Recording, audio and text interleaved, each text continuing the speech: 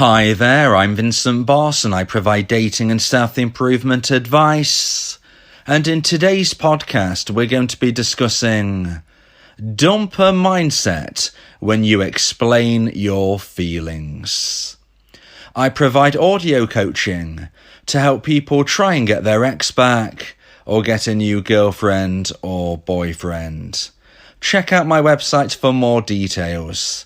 www.dateme.tips. Please check your spam and junk folders if you are expecting an email from me. So now let's get back into today's podcast. And today we are discussing dumper mindset when you explain your feelings. So if you have been dumped and want to try to get your ex back, then you will likely wonder if, how, and when you should explain your feelings to your ex. In today's podcast, I discuss 3 points to consider regarding the likely dumper mindset if you explain your feelings. So let's get straight into this, and point number 1 is necessary apology. So if you have broken the trust of your now dumper, then it is important that you apologise. But please remember, this should only be done if this should be an apology from you, if this is something which is necessary.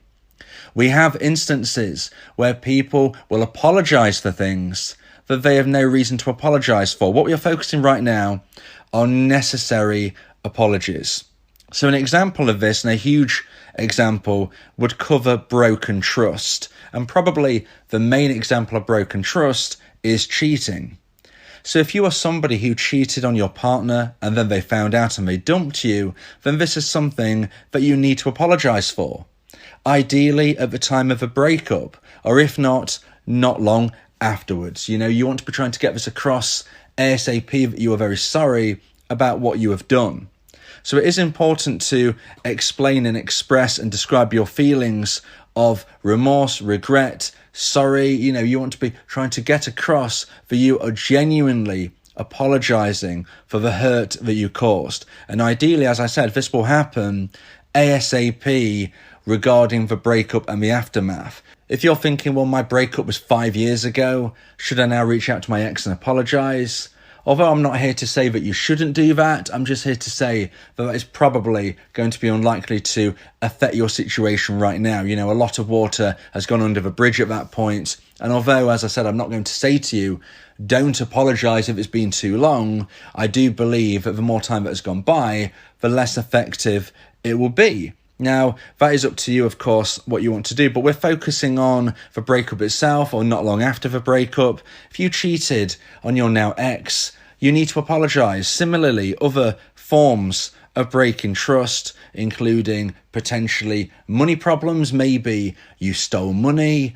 Maybe you were just not organising your life correctly. These are the types of things that you need to be apologising for if they negatively affected your relationship and your now ex.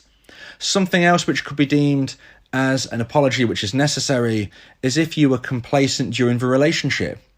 So at the time of a breakup or not long afterwards, you might want to just say to your ex, look, I just want to let you know I'm really sorry about the way I treated you. I'm really sorry about the way that I didn't treat you with the respect that you deserved, that the way I treated you wasn't like somebody who's a boyfriend or girlfriend should be. You want to get across the fact that you acknowledge your mistakes and you are sorry.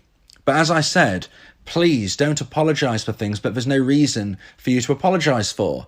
That is where you can fall into a trap, which is certainly not attractive to your ex, as it diminishes your value. If you are apologising for things that you didn't do, if you're apologising for things that there's no need to apologise for, then this is not going to make you look as somebody who is stable-minded or somebody who is high value. So please, only apologise for things which are necessary. And generally speaking, that is broken trust, i.e. the main one being cheating, and or complacency within the relationship, not treating your partner with respect, not dating them properly, not giving them the feeling that they are loved. If that is the situation that you were in, then if you were to apologise, and as I said, only do this if you genuinely believe it's necessary, then this will affect the dumper mindset in a positive way, okay? Your dumper is likely to feel that everything is now in order. It will almost reset their mindset in how they felt about you. So if you cheated on your now ex, and then you apologise, it doesn't mean that they're going to forgive you for it, but at least they will understand that you are genuinely upset and remorseful for what you did. That will help them come to terms with what you did and come to terms with the fact that you possibly could be trusted again in the future. It's not guaranteed they'll forgive you, but they can only forgive you if you apologise. So if you do a necessary apology, the effect it will have on the dumper mindset is that it will likely reaffirm their belief that you can be a genuine, honest person because you are asking for forgiveness for a genuine reason.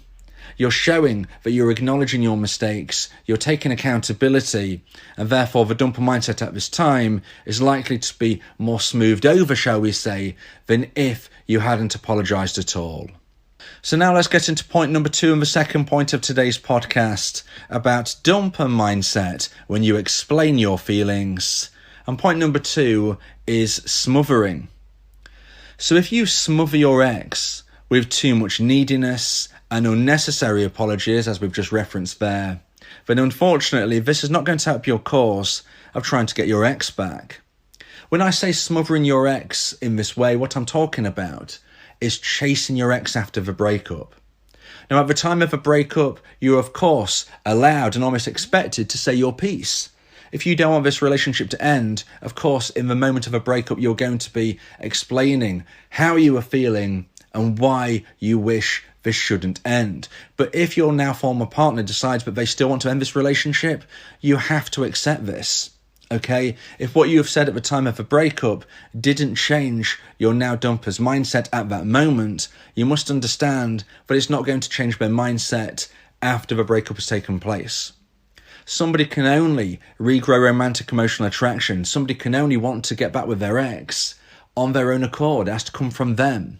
You can't beg, plead, or reason. You can't persuade somebody to want to take you back. It has to come from them. And hence, if you do those things, if you keep texting your ex, keep calling them, keep knocking on their door, keep waiting outside where they work, all of these things count as smothering. It will not help you. If you apologise for things that are unnecessary, as I referenced in point number 1, then this, again, is smothering. It is annoying, it is frustrating, it is not showing that you're respecting their decision, and ultimately, it is pushing your dumper further away. Smothering is not attractive out of a relationship or in a relationship. If you smothered your partner when you was together, this could be the reason why you were dumped. They possibly felt like they couldn't breathe within the relationship. They couldn't do their own thing. They couldn't be an individual. You're checking up on them all the time. That's the type of thing which could have got you dumped. Now, whether or not that was the reason, if you are now doing this outside of a relationship, if you're now doing this since the breakup, it's not going to improve your standing in their mind. When somebody ends a relationship, they're feeling a very low level of romantic emotional attraction for their now former partner. That's why they end the relationship. If you do things which are going to make them frustrated, annoyed, feeling awkward, feeling unnerved, that is not going to help them grow attraction for you. That's going to make them lose even more attraction.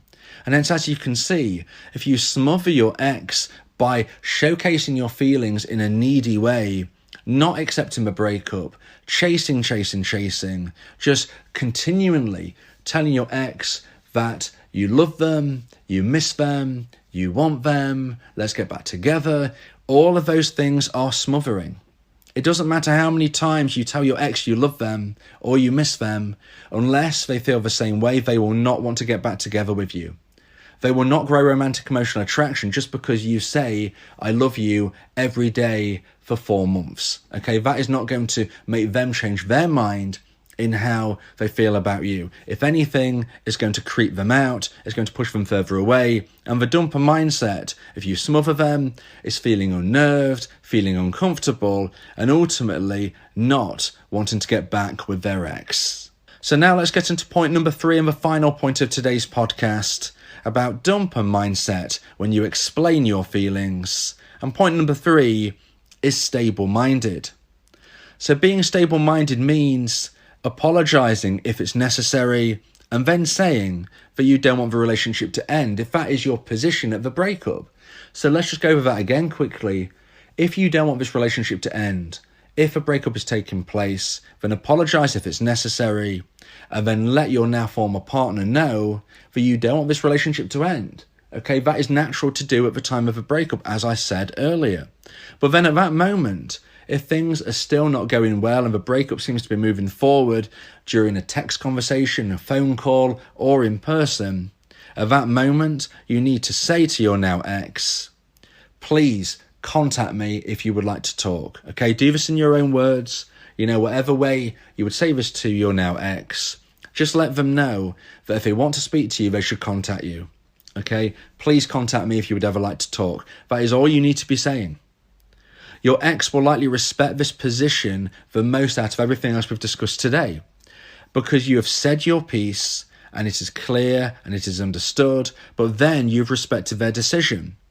This shows great frame control from the now Dumpee, and this is a stable, strong position. Okay, the Dumpee is now in this stable, strong position because they're controlling the frame by saying their piece and accepting the breakup, accepting their dumper's decision, not treating them for a fool and thinking, well, I don't really care what you think or feel, I'm just going to persuade you to take me back, because that won't work.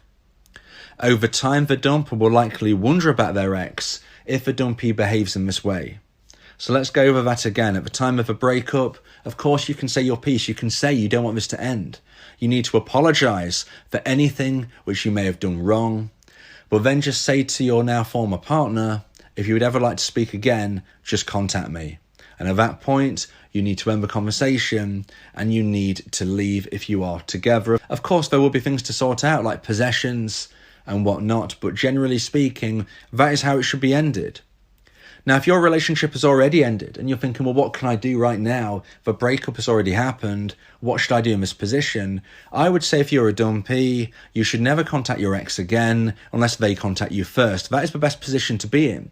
So if you're currently chasing your partner, you need to stop. Now, there are caveats to that rule that I've just explained, and that is my version of the no contact rule. If you want support with this, you might want to consider my audio coaching service, where we speak one-on-one about your unique situation.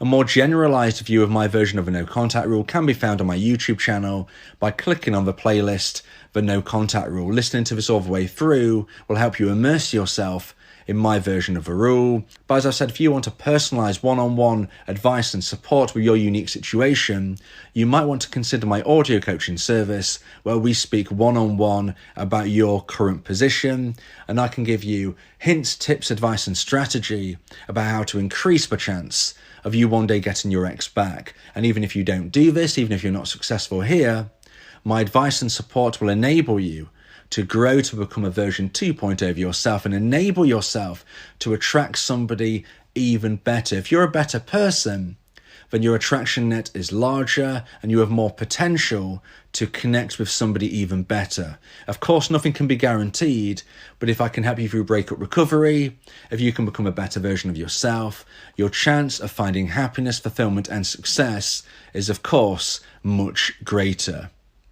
I hope you've enjoyed today's podcast, and I hope you can see that the dumper mindset will be altered dependent on how and when and why you explain your feelings. If it's necessary to do so, then you must. And also it's understandable to do so at the time of a breakup. But if you are treating your ex in a disrespectful way by bombarding them with contact after the breakup has taken place, they are unlikely to feel positive towards you and more likely to feel even further away. You want to make sure that when you're trying to get your ex back, you're not pushing them further away, and instead you're attracting them by being a more attractive proposition and creating a bit of mystery surrounding yourself.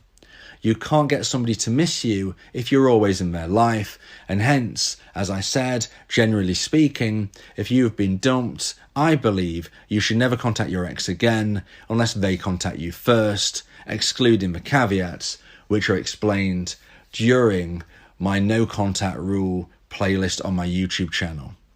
Always remember that with or without your ex, you will have a positive future. Move forward in a way where you can grow, improve, and inspire others by your own improvements and live a positive life. If you feel that this podcast has helped you, then please consider buying me a coffee. The link to do so is in the description. Yeah, if you miss your ex, we can help with that. Help you get him back, or we can help find you someone else. Yeah, Vincent, the relationship coach, giving you some insight, bringing you a new approach. DateMe.tips, go and check the site, giving you advice, helping with your love life. Get your ex back, or move to the next. Ain't no sweat, you know Vincent got you. Finding love ain't no problem. Yeah, DateMe.tips, check it out now.